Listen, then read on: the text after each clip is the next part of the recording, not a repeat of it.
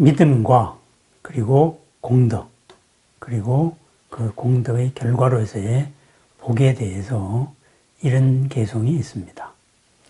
신의도원 공덕모 장양일체 제선법 단제의망출애류 계시열반무상도. 믿음은 도의 근원이고 공덕의 음원이다. 일체의 선법을 기르고 키운다. 의심의 그물망을 모두 끊어버리고 집착의 흐름에서 벗어나게 한다. 그리하여서 마침내는 위없는 도, 열반을 열어서 보여준다. 이런 개송입니다. 화엄경에 나오는 개송입니다. 믿음에서 출발하여서 믿음이 공덕을 일으키고 그 공덕이 일체의 선법을 키우며 그리하여서 마침내는 위없는 도를 이룬다. 이거죠. 그러한 도를 이루는 과정에서 의심의 그물을 끊어버린다. 그리고 모든 집착의 흐름에서 벗어나게 한다. 그러면은 위없는 도를 이룰 수 있다. 이랬습니다. 위없는 도, 어쩌면은 영원한 이익과 영원한 행복, 괴로움이 없는 이익, 진정한 복일지도 모릅니다. 우리는 그러한 복까지는 몰라도 현실적으로 사실은 복을 원하고 있습니다. 그런데 이 복이 이루어지려면은 그 복의 앞, 어머니가 되는 공덕이 있어야 됩니다. 공덕이 바르게 이루어지려면은 공덕의 어머니 믿음이 있어야 됩니다. 이렇게 믿음과 공덕과 복덕에 대한 관계, 이것을 다시 정립해 볼 필요가 있습니다. 정리를 하자면은 좋은 것을 이룰 수 있는 어떤 능력, 이런 것을 공덕이라고 말할 수도 있습니다. 그리고 좋은 것이 드러난 것, 그것이 복덕입니다. 그렇다면은 공덕은 과정이고 복덕은 결과라고 말할 수도 있습니다. 반야심경에 이런 말이 있죠. 유명한 말, 색즉시공, 공즉시색. 그 가운데에서 공즉시색에 대해서 한번 살펴보십시다. 보이지 않는 공이 인연을 만나면은 보이는 색으로 드러난다. 이런 말이 되겠습니다. 그래서 공즉시색, 보이지 않는 것이나 색, 보이는 것이나 사실은 같은 것이다. 이런 말입니다. 보이지 않는 것이 없으면은 보이는 것이 드러날 수가 없다. 그 반대 경우도 성립이 되는 것이죠. 우리 눈에 당장 보이지 않고 드러나지 않았을 뿐이지 쌓은 공덕은 반드시 그 과정으로서 결과로서의 복덕을 만들어내기 마련입니다. 그래서 공덕은 과정이고 복덕은 결과입니다. 결과에 집착하면은 과정이 무너집니다. 그런데 과정에 충실하면은 결과는 자연적으로 제대로 드러납니다. 복을 원한다고 복에 집착하다가 보면은 과정, 복이 드러나는 과정, 공덕이 깨어집니다. 복이 없습니다. 그렇지만은 공덕에 충실하면은 복은 저절로 드러나게 되어 있습니다. 우리는 간절한 소원, 간절하게 바라는 소원이 있습니다. 어떤 목표를 추구하고 삽니다. 그렇다면은 그 목표를 추구함에 있어서 과정에 충실해야 될까요? 아니면은 결과에만, 열매만 따먹으려고 집착을 해야 될까요? 수험생 상담을 하는 선생님들을 만나보면은 수능 시험장에서 떨려서 시험을 망친 학생들이 꼭 있다고 합니다. 모의고사는 잘 봤는데 결정적인 순간에 망한 겁니다. 왜냐? 결과에 집착했기 때문입니다. 결과에 집착해서 과정이 무너지고 이 무너진 과정으로서 결과마저도 무너진 것입니다. 그래서 부처님은 이런 말씀을 하셨습니다. 처음도 훌륭하고 중간도 훌륭하고 끝도 훌륭한 그러한 법을 보이고 그리고 그러한 삶을 보이고 그리고 이야기하라라고 말했습니다.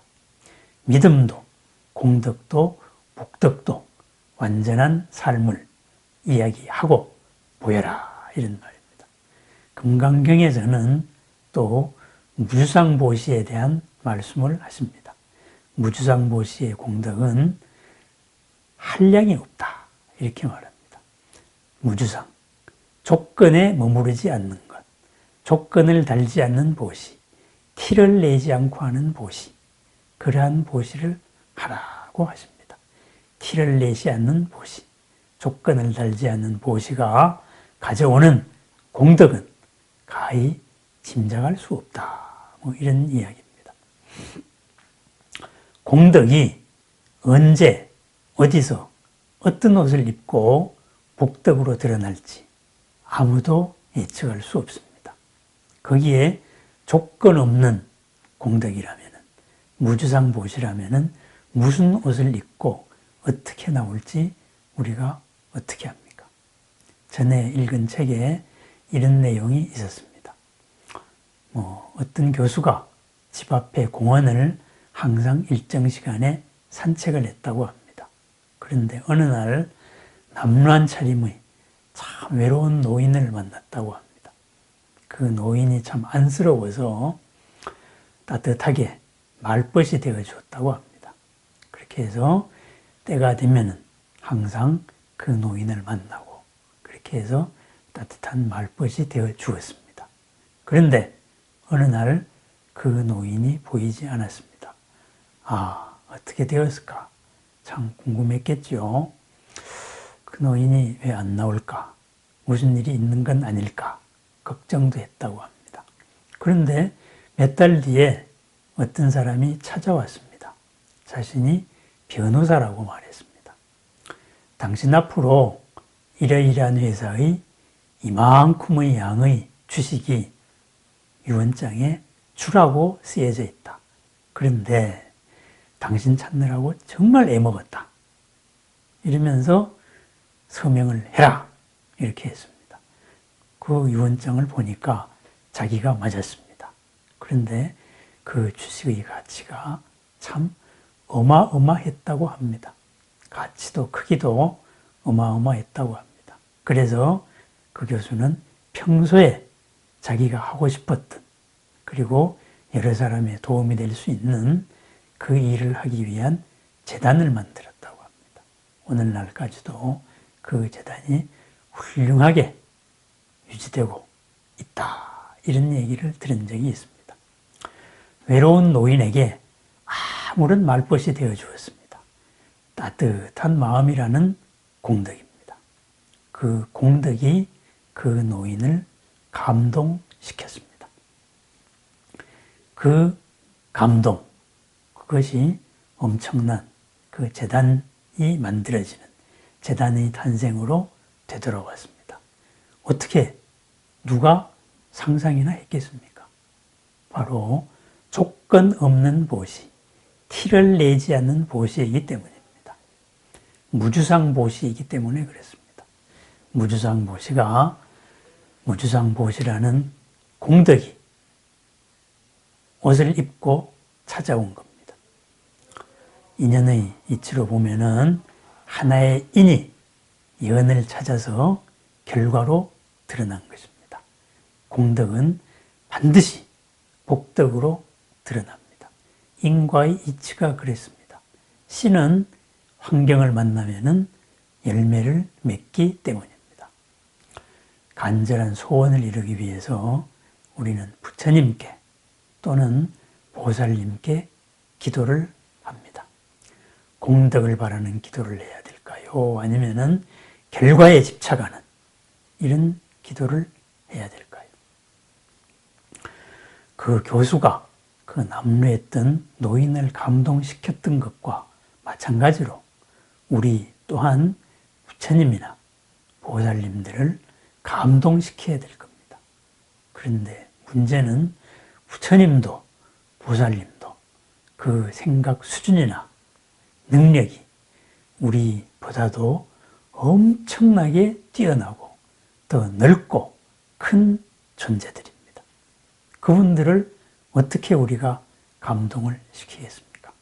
그런데 감동을 시키면은 그분들에게서 나타날 수 있는 그 가피력은 그것은 상상을 하기 힘들 것입니다.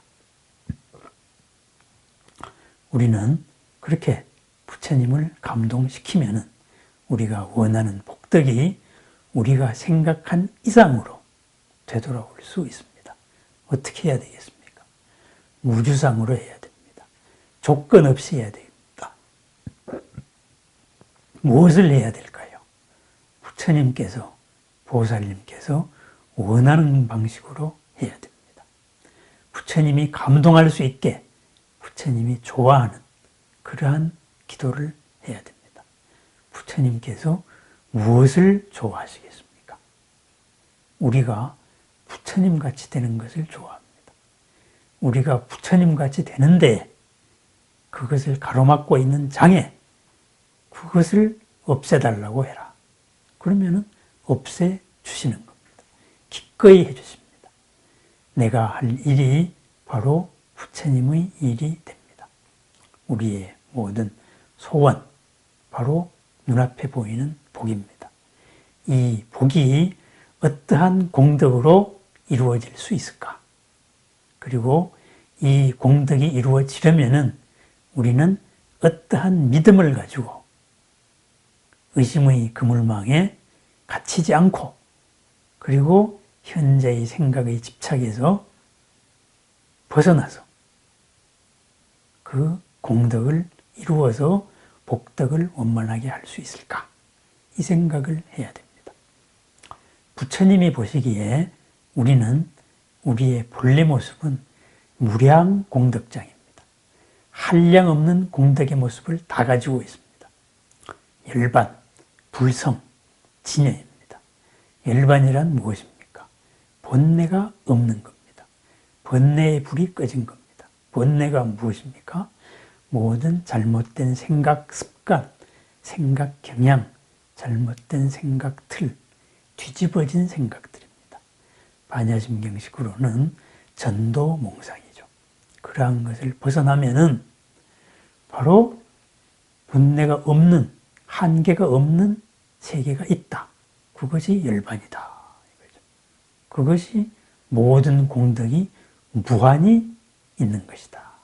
모든 공덕의 씨앗을, 모든 공덕의 가능성을 다 갖추고 있는 것이다. 모든 복이 거기서 비롯되었다. 그것이 우리의 본래 모습입니다. 그것으로서 나아가려는 우리들이 소원이라면은 불보살님들께서 기꺼이 우리를 도와줄 수밖에 없습니다. 우리는 무량 공덕장, 무한한 공덕을 다 감추고 있는 존재입니다. 무한한 공덕을 본래 갖추고 있는 공덕의 국간이고 무한 가능성의 존재입니다. 그것을 쓰지 못하고 있는 것, 갖추고 있는 것을 쓰지 못하고 그리고 있는 것을 제대로 못 보고 있는 것, 바로 번뇌입니다.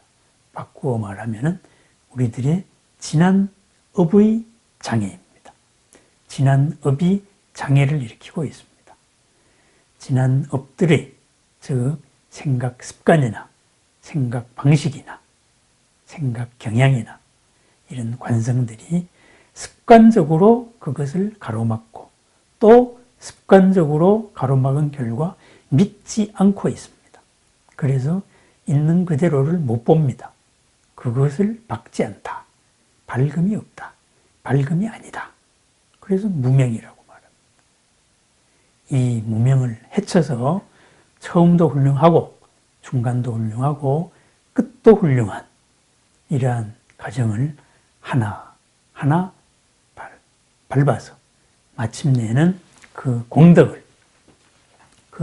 그대로 나도 남도 이롭게 그 무엇에도 걸림없이 펼치고 사는 삶, 한계 없이 사는 삶, 이것이 부처님도 보살님도 원하는 우리들의 삶입니다. 일체의 모든 것을 갖추고 있는 그러한 것을 다 드러내고 살아라. 그 길이라면은 앞선 길을 간 그 부처님이나 보살님들께서 기꺼이 우리의 일을 도와주십니다. 기도의 가피력이 이루어진다 이거죠. 그러려면 우리가 부처님의 채널과 맞아야 됩니다. 생각의 틀이 부처님의 생각과 맞아야 됩니다. 삼매로서 하나 되어야 됩니다. 그래서 기도도 수행이고 수행도 수행이고 우리 삶 자체도 수행입니다. 삶의 순간순간을 부처님으로 사는 부처님같이 생각하려고 애를 써야 됩니다. 다가오는 모든 인연에 공덕이 숨어 있습니다. 내가 이루고자 하는 모든 목표에 공덕이 숨어 있습니다. 그러한 공덕이 드러나는 모습, 드러나는 과정, 감동입니다. 그 과정이 복이라는, 복덕이라는 결과로 드러납니다. 겉으로 보기에 안 좋게 나쁜 것으로만 차 있는 인연일지라도 그 속에 사실은 가능성으로서 무한한 감동의 가능성이 숨어 있습니다. 우리가 그것을 하나하나 끄집어내면 됩니다. 어떻게 끄집어내야 되겠습니까? 휩쓸리지 않는, 흔들리지 않는 마음, 흔들리지 않는 마음일 때 상대의 틀에, 상대의 패러다임에 휩쓸리지 않을 때 바로 그것이 보일 겁니다. 흔들리지 않는 마음, 부동의 마음입니다. 그것이 수행의 마음이고 기도의 마음입니다. 그러한 것도 내 속의 것도 다가오는 인연의 것도 하나하나 다 끄집어내어서 공덕으로 이끌고 복덕으로 회양할 수 있는 길, 바로 기도입니다. 본래 갖추고 있는 나와 남의 모든 공덕을 눈에 보이는 복덕으로 드러내고 그리고 끄집어내는 과정, 그것이 기도의 과정입니다. 바르게 현재 내가 내 생각의 파도에 휩쓸리지만 않는다면 공덕의 길은 항상 열려져 있습니다.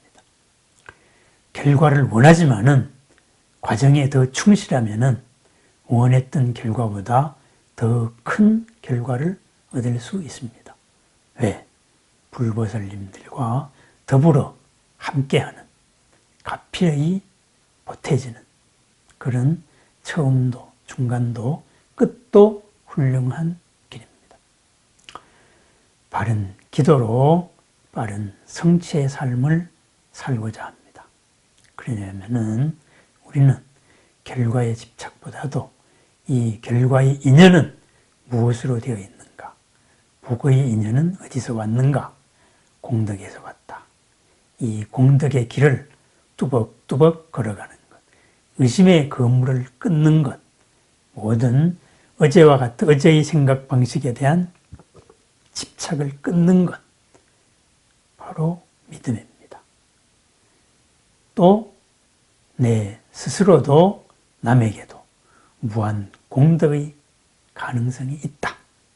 다 함께 무한 공덕장의 존재다. 바로 믿음입니다. 부처님은 그것을 실현하신 분이고 우리는 그것을 실현해 나가는 존재입니다.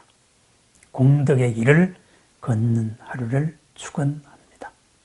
언제나 불보살과 함께하는 기도하는 마음, 그리고 수행하는 마음, 항상 함께하는 가피력의 나날을 축원드립니다.